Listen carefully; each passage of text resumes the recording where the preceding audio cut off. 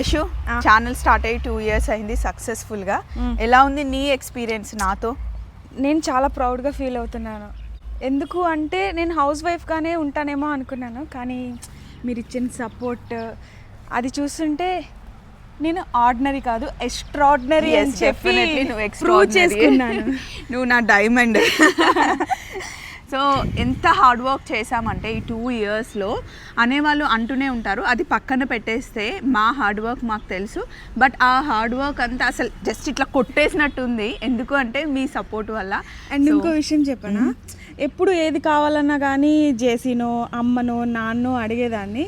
ఇప్పుడు జేసీకి ఏమన్నా కావాలా, నీకు ఏమన్నా కొనియాలా, బర్త్డేకి నీకేం కావాలి అని అడిగే స్టేజ్కి నేను వచ్చానంటే సో అది అందరు ఆడపిల్లల్లో రావాలి అన్నదే నా కోరిక. సో డెఫినెట్గా మా ఐడియాస్ మీతో షేర్ చేసుకుంటూ ఉంటాం. మీ లవ్ మాకు ఇస్తూ ఉండండి. Thank you so much.